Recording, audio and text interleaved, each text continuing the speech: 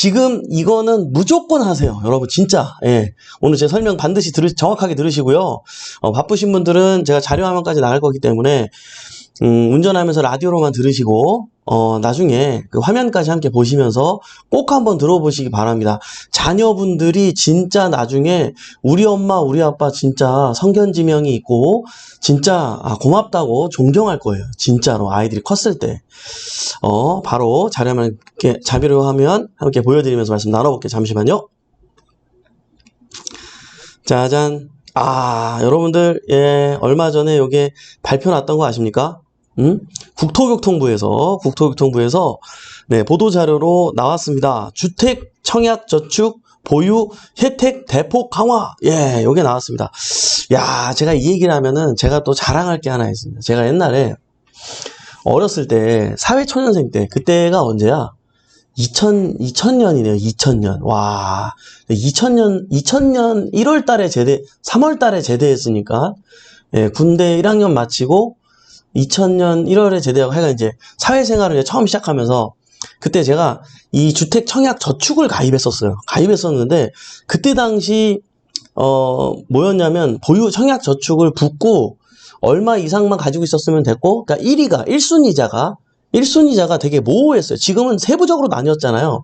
그때 당시는 1순위자가 어땠냐면, 그냥 2년만 보유하면 1순위였나? 2년인가 3년만 보유하면 1순위였어요. 근데, 그리고 얼마 이상 있어야 되고. 그리고 여러분 아시는 것처럼, 이게 한 달에, 이번 달에 가입했다고 한 달에 막 100만원, 1000만원씩 넣을 수 있는 게 아닌 거 알죠? 한 달에 최고 10만원까지 인정하잖아요. 그때도 10만원은 아니었고 2만원인가 얼마였는데 하여간 그것까지만 인정을 했단 말이에요. 그래서 무조건 2년 이상, 3년 이상만 보유하면 그냥 다 1순위네? 이런 거였거든요. 근데 그때도 저는 이런 생각을 했어요. 이거 너무 합리적이지 않은데?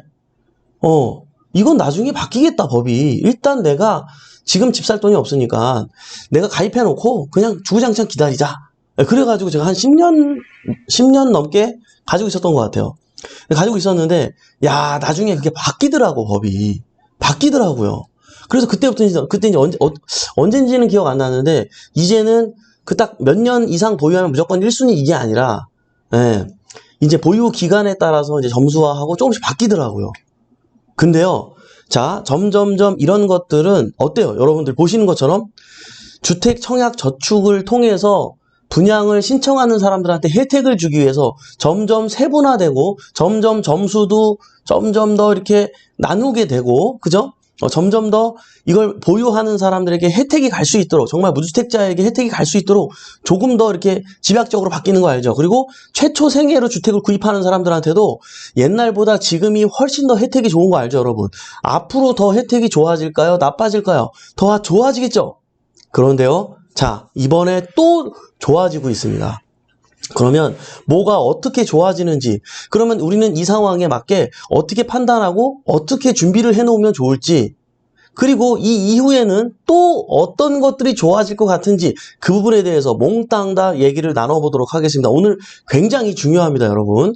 자, 일단 주택 청약 저축 보유 혜택 대폭 강화 해가지고 나왔는데요. 금리가 이제 2.1%에서 2.8%로 인상해 준대요. 네, 사실 1.8%여도 일반 적금 붙는 것보다는 금리가 되게 낮는데, 사실 우리가 이제 돈을 불리는 개념보다는 이거는 자격을 갖추기 위해서 하는 거기 때문에, 그래도 이렇게 안 올려주는 것보다는 고맙죠. 그죠? 금융세제 및 청약시 혜택도 확대. 야, 자, 일단 뭐가 중요해요? 이 청약시 혜택, 이게 제일 중요합니다. 자, 그래서 관련된 자료를 한번 보도록 할 텐데요. 자, 내려가 볼까요? 네. 청약저축 보유 혜택 관련 세부 과제 해가지고 나왔습니다. 네. 요거 이제 금리 인상 2.1%에서 2.8%로 인상해줬다. 그리고 청년 우대형 종합저축의 금리도 함께 인상을 하는데요. 3.6%에서 4.3%, 나쁘지 않네요. 우리 청년들도 이런 종합저축 가입하는 거 좋을 것 같아요. 대출 금리도 혜택을 주겠다. 금융세제 지원도 해주겠다. 이런 내용이고요.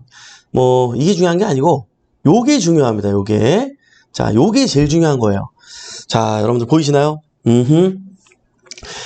청약시 통장 기능을 강화해준다고 하는데요.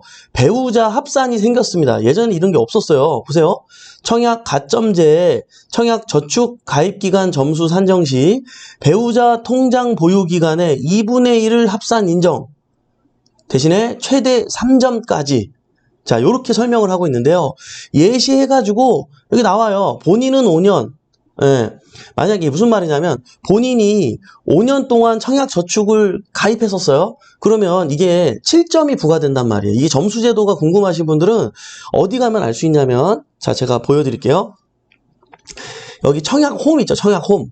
여러분들이 이제 청약을 할 때 이 청약 홈페이지에 가서 청약할 수 있거든요. 잘 모르면 전화번호가 나와서 물어보면서 하시면 되는데 거기에 가면 이 가점이 어떻게 되는지 상세하게 나와요. 예, 만약에 무주택 기간이 몇 년이냐에 따라서도 점수가 부여가 되고요. 또 부양가족 수가 몇 명이냐에 따라서도 점수가 부여가 됩니다. 그리고 이게 저축 가입 기간, 그죠? 얼마가 들어있느냐도 중요한데 그것보다 더 중요한 건 뭐예요? 이거를 언제부터 가입을 했느냐가 중요한데 자, 이게 보세요.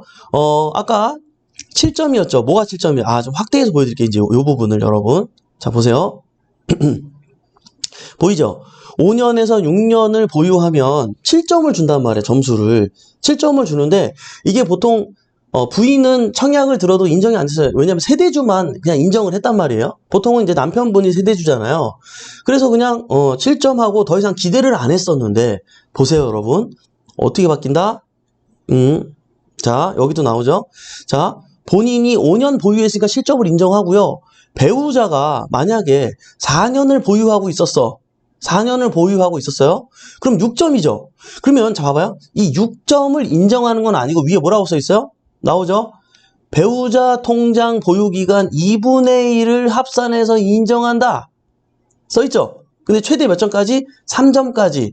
뭐 이거를 4점, 5점 이거는 아니고 3점까지 인정해 주겠다. 자, 이거는 좀 더 이렇게 결혼을 해라 라는 어떤 취지의 목적. 그래서 결혼을 하게 되면 그 아내분도 갖고 있었던 그 어떤 청약 들어왔던 그 기간에 대한 점수를 요렇게까지 인정을 좀 해주겠다. 자, 그러면 이 최대 3점의 혜택을 다 받기 위해선 최소 몇 년을 보유해야 될까요?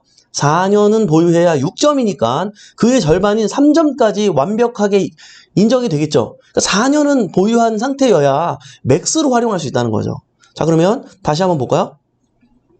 자, 남편이 5년 보유했으니까 7점이잖아요. 여기다가 플러스 아내분께서 4년을 보유했어. 4년 미만, 4년 이상.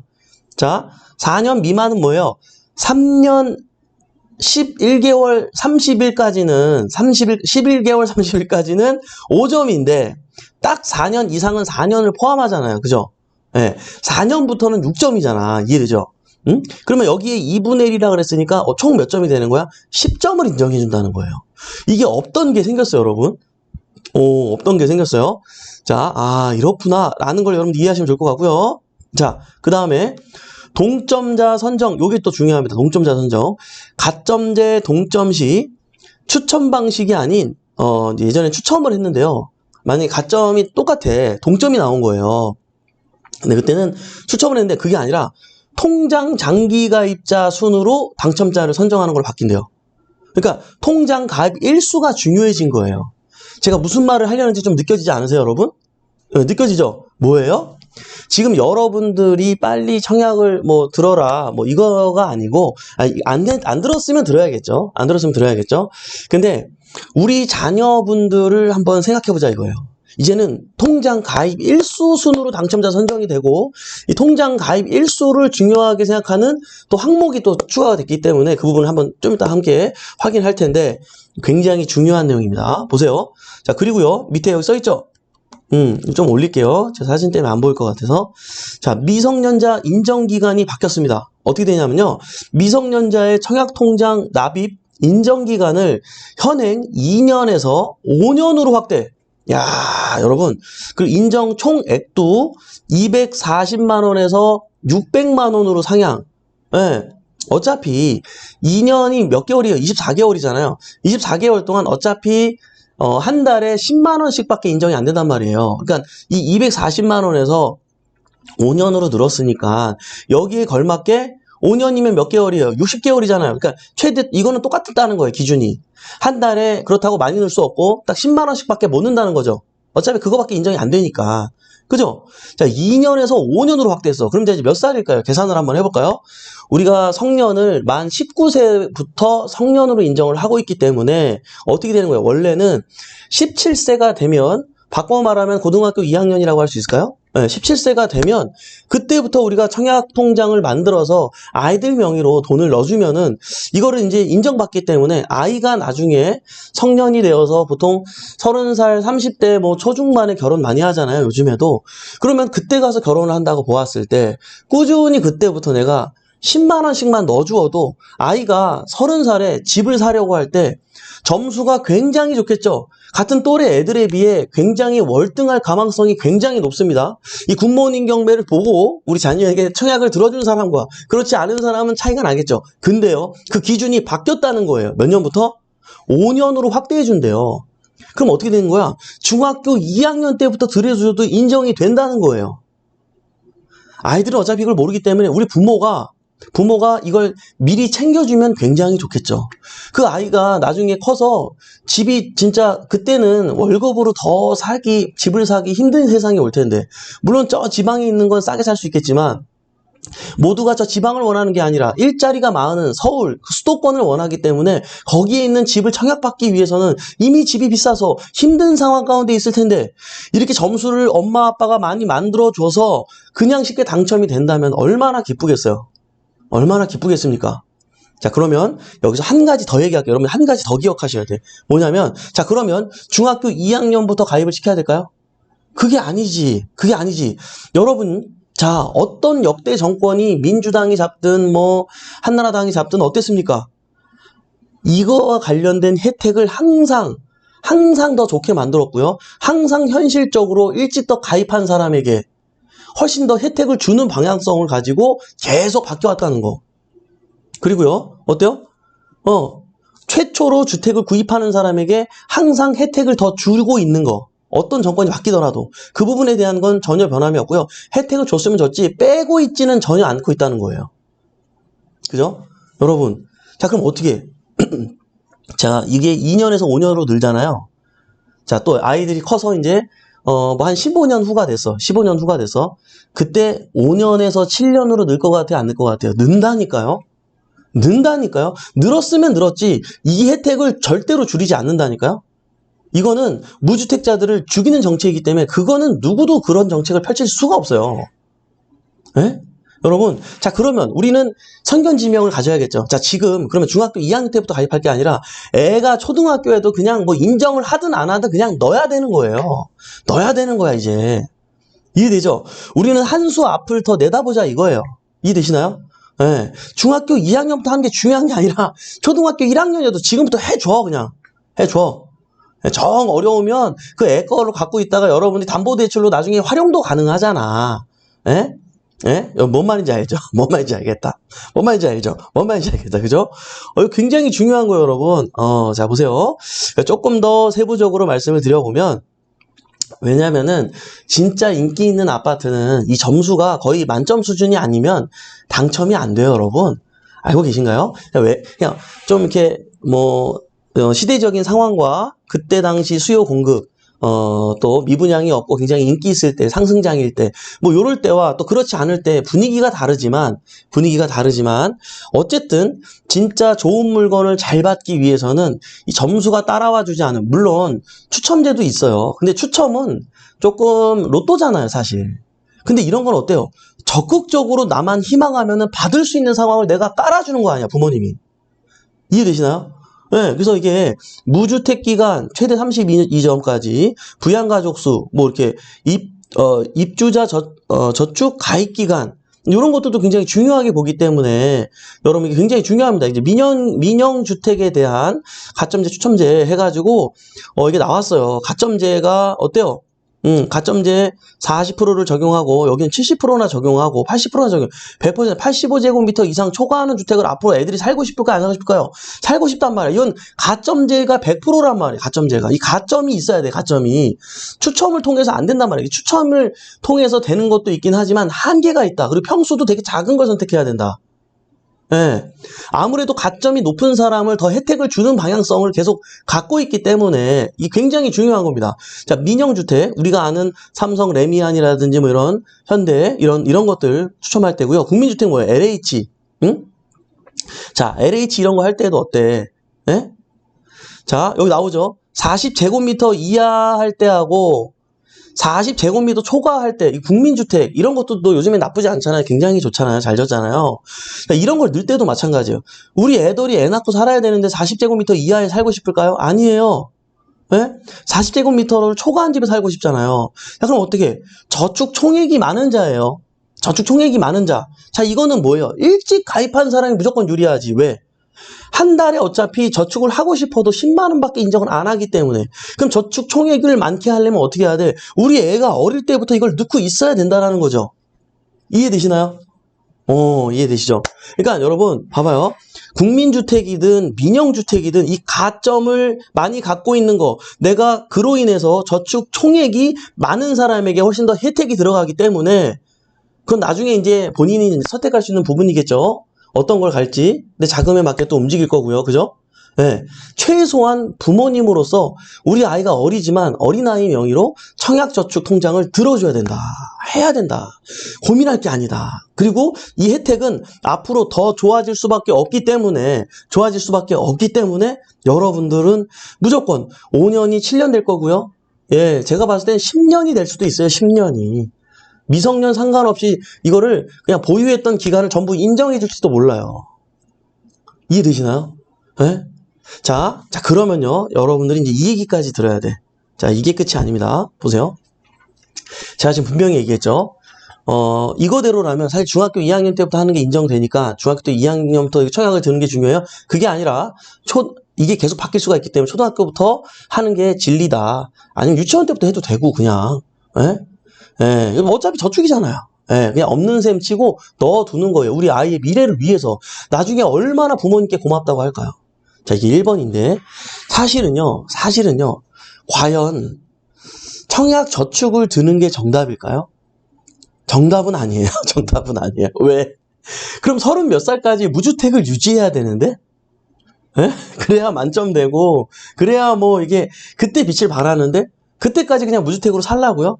사실 저는요, 경매, 공매를 통해서 정말 경제적 자유를 누리게 되고 굉장히 많은 자산을 갖게 된 제 입장에서는, 저는 이건 진리라고 하지 않아요. 진리는 아닙니다. 그죠? 근데 왜 워낙에 이제 많은 분들이 아파트 청약 이런 걸 되게 좋아하시니까 그분들 눈높이에 맞춰서 현실적으로 말씀을 드리는 거고요. 저는 이렇게 말씀을 드리고 싶어요. 뭐냐면요, 지금 서울에 있는 반지하도 괜찮습니다. 앞으로 반지하 이제 못 지어요. 인허가 안 나와요.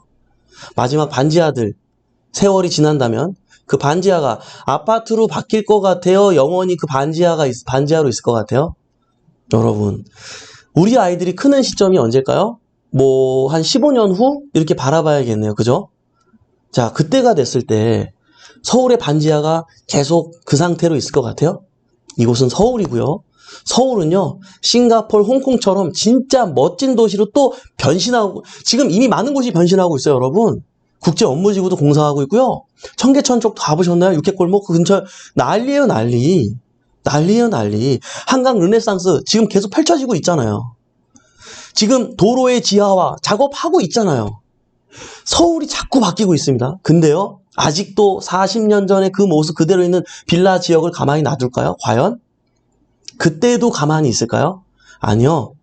우리 아이에게 2천만 원 무상증여가 가능하잖아요. 2천만 원 무상증여해주고 그 돈으로 대출을 이용해서라도 주택을 하나 매입해 두는 거죠. 그때 가서 청약이 된들 최소한 그래도 주머니에 10억은 있어야 될 건 이제 그때가 되면 그게 아니라 미리 뭐 한 1억짜리 그냥 눈 감고 하나 해놔 애명이로 그냥 잊어버려. 그 아이가 컸을 때 그 집이 과연 어떻게 돼 있을까요? 그리고 그걸 운영해 가면서 내가 월세도 한번 받아보고 전세도 한번 놔보고 때로는 몇 개월 아무것도 안 나가서 그런 것도 경험해보고 뭐 그 아이가 그 경험을 통해서 내가 무주택자임을 포기하는 거예요. 에? 나라의 혜택을 자꾸 받으려고 하면 안 돼. 내가 주도적인 사람이 되어서 내가 체험해 나가면서 그 상황 가운데서 헤쳐나가는 능력을 갖고 기르게 하고 깨닫게 하고 느끼게 하는 게 훨씬 중요하겠죠. 이렇게 정부 정책이 자꾸 기대는 방향성을 가지고 가는 거 저는 별로 바람직하고 있다고 생각하진 않아요, 여러분. 이해되시나요? 예, 더 큰 그림을 그리면서, 요런 부분까지 한번 생각해 보시면 어떨까? 예. 우리 얼마 전에도 우리 빌딩 남자 형님 오랜만에 함께 방송 출연했었던 원일이 형이 쓴 책 기억나십니까? 우리 아이가 알바해서 1,000만 원 모아가지고 서울에 집 샀다고. 그 제목이 그거잖아요. 그죠? 저는 제 옆에서 걔가 알바해서 돈 모은 과정, 무슨 어디서 일했지? 무슨 포차 같은 데서 일을 했었어요. 그래가지고 그 과정을 다 받고 또 여기 와서 공부도 하고 지하 낙찰 받아가지고 그거 이제 재개발 같은 거 이런 거 들어간단 말이에요. 에? 그리고 군대 가 있는 동안 그거 이제 막 월세 받고 뭐 신기해하고 아이가 그런 모습들을 다 봤었단 말이야, 이거를. 제 눈으로 직접 봤단 말이에요. 예. 그 아이에게 청약 저축이 중요한 걸까요? 자, 청약 저축을 통해서 아파트 분양 받았어. 물론 일반 분양가보다는 싸게 받은 거기 때문에 약간 몇 억의 이익은 있죠. 근데 애초에 내가 빌라를 가지고 있다가 이런저런 경험들을 하면서 주인 된 삶을 살면서 경험하는 임대업자의 어떤 그런 노하우를 쌓은 상태에서 또 이게 아파트로 바뀌면서 거기에서 얻는 시세 차이, 어떤 게 더 좋은, 어떤 게 더 훌륭한 공부며 투자며 방향성을 갖고 있는 걸까요, 여러분? 예, 물론 좋은 건데요. 여러분들 입장에서 너무 소액이라서 아이들 명의로 이렇게 해줄 수 없는 상황 가운데 계신 분들이라면 이거 빨리 청약절차 가입시켜 주세요. 그게 아니라면 지금 애 명의로 좌충우돌 그걸 통해서 잃어도 돼. 좀 손해봐도 돼요. 근데 고스란히 그 아이가 그걸 경험하게 해주세요. 그 아이가 얼마나 잘 될까요? 자연스럽게 그 아이는 성인이 되었을 때 돈 공부는 기본적으로 돼 있는 걸 거예요. 학교 선생님들이 돈 공부를 어떻게 해줘요? 학교 선생님들이 부자가 아닌데 돈 공부를 어떻게 가르쳐? 애가 어떻게 돈 공부를 배우냐고, 학교에서. 아주 중요한 산교육이라는 거지. 이해되시나요? 근데 학교 선생님들 너무 힘들죠, 요즘에. 진짜. 저희 옆에 저희가 서울교육대학교 사거리에 바로 있어요, 저희 건물이. 근데 여기 서울교대란 말이야, 교육대학교. 여기 나온 친구들이 다 초등학교 선생님 되는 거잖아요. 진짜 여기 이제 막 그 서울교대생들이 옆에 이제 우리 회식하고 그러면 옆 테이블에서 막 재밌게 놀더라고, 막. 예? 바니 당근 바니 당근 막 이런 거 하면서 놀더라고. 부럽더라고. 나도 학창시절 생각나더라고. 근데 한편으로는 안쓰럽더라고. 진짜 여러분, 진짜 우리 대한민국 학부모님들 저를 비롯해서 진짜 내 자식이다 생각하고 제발 문자하지 말고 전화하지 말고 좀 제발 좀 괴롭히지 말고 좀 우리 좀 그럽시다, 진짜. 딴 데로 샜는데 지금 또 딴 데로 샜네, 그죠? 뭐 하다 일로 샜지? 뭘까요? 다시 큰일 났네. 내가 뭐 했지? 뭐 얘기하다가 샌 거야? 진짜 모르겠네. 예. 그러니까 뭔 말인지 알겠죠, 여러분? 내 생방송이나 편집도 어렵고 지금요. 뭐 그냥 이해해 주세요, 여러분. 이게 또 내가 잠깐 딴 데로 빠졌어. 그러니까 좀 여러분들 하여간 중요한 거는 지금 청약이 중요한 게 아니라 선생님들한테 좀 잘해. 왜 그냥 내가 뭐 경찰인데 뭐 변호사인데 좀 제발 그렇게 해가지고 해지지 말고. 예? 선생님 해봤자, 우리 회원님들 중에 선생님 많아서 우리가 안단 말이에요. 9년 동안 열심히 선생님 했는데 월급 280만 원 받는데, 한 달에. 좀 제발 그러지 말아요, 좀. 근데 이게 아니잖아, 오늘. 뭐지? 오늘 근데 뭐야, 이거? 그치, 여러분? 몰라. 그냥 좀 같이 우리 더불어 잘 삽시다, 그냥. 그죠? 이렇게 결론 내면 될까요? 청약 얘기했지. 청약. 뭔 말인지 알겠죠, 여러분? 그러니까 그렇게 해가지고 이렇게 그 청약을 기다리지 말어. 무슨 청약이야. 나 옛날에 경매할 때 그래가지고 내가 한 10년 넘게 들은 거 나 그냥 청약 버렸다니까요. 예? 경매 공매 알고 나서부터 어차피 그때 돈이 없어가지고 청약은 들었는데 내가 보증금도 낼 돈이 없어가지고 당첨이 되나 마나 넣으면은 당첨이 됐을 점수였는데 그냥 포기했다니까요. 예, 포기했다니까요. 포기하고 뭐 경매해가지고 이제 이렇게 조금씩 이렇게 일어나고 했단 말이에요. 예. 여러분들 국가에서 주는 혜택 막 너무 받으려고 하지 마요.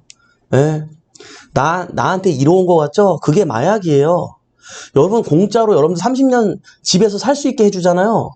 여러분들, 목표가 사라지기 때문에, 일단 집이 큰 건데, 숙제가 끝나버리니까 흥청망청 살게 되는 경우를 더 많이 본다니까요? 여러분, 나라 혜택 너무 받으려고 그렇게 막 알아보고, 그렇게 하지 마요.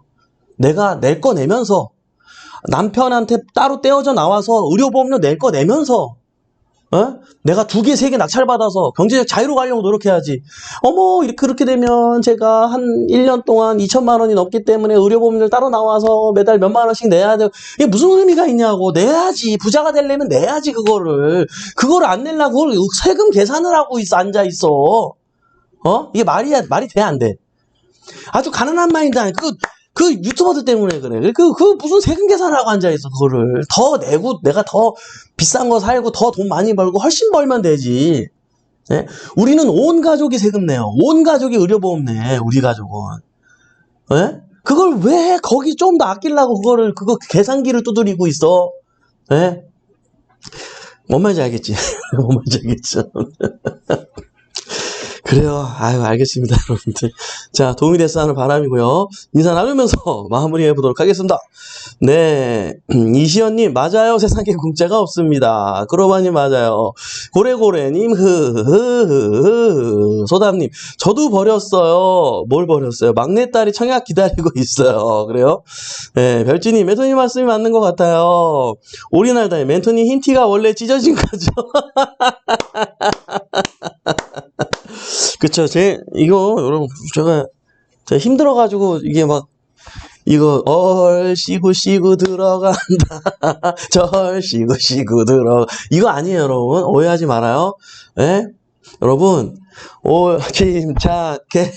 침착해. 알았죠? 아, 참, 진짜, 예. 원래 찢어진 거.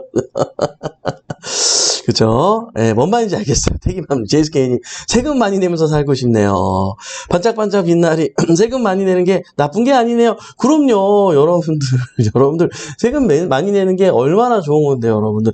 여러분들 부자들 있잖아요. 세금 얼마나 많이 내는지 알아요, 여러분? 예? 부자들한테, 저 사람들 뭔가 나쁜 짓 해서 했을 거야. 이렇게 생각하면 안 돼요. 나라에 내는 돈이 얼마나 많은데요, 1년에. 진짜 여러분들, 다 알고 나면은, 이게 우리나라에서 부자로 살아가는 것도 우리나라의 세금으로 꽤 많은 돈을 내면서 살아가고 있구나라는 거를 여러분들이 알아야 돼요. 응? 알아야 된다. 예? 역시 언밸런스하고. 그죠? 그죠? 이게 약간 앙드레 선생님도 이렇게 펑퍼짐한 것도 좋아하잖아요. 그죠? 그래요, 여러분들. 빈티지 스타일. 그러니까 빈티지 스타일. 예, 많이 벌어 세금 많이 내고 싶어요. 세비다트님, 세금 걱정했는데 오늘도 반성합니다. 에블리님. 그러니까 그러지 마. 세금 그냥 그만큼 많이 버니까 달라고 하는 거지. 많이 안 벌면 달라고도 안 해. 예? 여러분 하여간 그래. 네. 진짜 맞는 말씀 이철미님. 그래요. 뭔 말인지 압니다. 라벤다님. 그래요. 뭔 말인지 알겠어요. 네, 김순덕님, 멘토님 같은 부모님만 있으면 모든 선생님도 행복하겠어요. 그러니까 자식 교육이요. 강진희님, 학교에서 경제 교육 안 시킨다. 물론 학교에서 뭐 사회 경제 이런 강의가 있긴 있잖아요. 그게 이론 강의지 현실적인 강의냐고. 그게 돈 공부냐고. 미국은 벌써 100년 전부터 그런 리더십 강의, 돈 공부 강의, 정말 여러분 이게 그릇 강의, 뭐 이거 시세조사 이런 현실적인 것들을 막 우리도 그렇게 했어야 됐어. 근데 어쨌든 근데 그 당시는 또 그럴 수도 없었던 게 박정희 대통령이 한 방향으로 진짜 우리를 이제 거의 군대처럼 우리나라를 이끌었잖아요. 근데 그 당시에는 밀어붙이지 않았으면 이게 또 이렇게 우리나라를 이렇게 건국하기 어려웠어요. 또 어쨌든 또 딴 데로 빠지지 말고. 네. 행복한 여행자님, 아이들 이름으로 바로 가입해야겠어. 이거 봐. 지금 내가 강의한 것도 다 어디로 간 거야, 지금. 뭔 말인지도 모르고 지금. 그죠? 그죠? 건강검진하고 병원 왔대요. 행복한 여행자님, 모두들 건강 챙기세요. 별진이. 멘토님 많이 벌고 많이 내는 날이 왔으면 좋겠어요. 그래요, 여러분들 많이 내십시다. 네. 나라라 알파카님, 지금 다주택자인데 애들 명의 주택 시 세대 분리는 어떻게 해요? 그러니까, 다주택 하면 되지, 하면 되지. 또 이거 봐봐요. 또 세대 분리, 그쵸? 그냥 다주택 하면 되잖아. 그죠? 낼 거 내고 내가 부자로 되면 되는 거 아니에요, 여러분? 안 그렇습니까? 예, 그래요. 나중에 또 각자 상황에 따라서 또 이게 얼마짜리냐에 따라서 공시지가를 또 계산해 봐야 되잖아요. 다주택도 다주택 나름이죠. 공시지가가 얼마를 넘으면 종부세가 나고 얼마를 안 넘으면 종부세 안 나오니까. 응? 그런 것도 계산하면서 우리가 이제 또 판단해 볼 부분이 있는 거겠죠? 그죠? 네. 아, 좋습니다. 네, 오늘 비도 오고, 예, 굉장히 날씨가 아주, 시원하고 좋은데요. 여러분들, 날씨만큼이나 우리 굿모닝 경매 식구들도 시원한 하루 보냈으면 좋겠습니다. 오늘도 이렇게 유한한 인생에서 소중한 시간을 함께 해주신 여러분 대단히 감사합니다. 매일 아침 행복한 부자가 되고 싶다면 굿모닝 경매와 함께 하시죠. 저는 또 내일 아침에 활기찬 모습으로 찾아뵙도록 하겠습니다. 지금까지 배포옵션의 이성재 멘토였습니다. 우리 같이 잘 됩시다. 화이팅!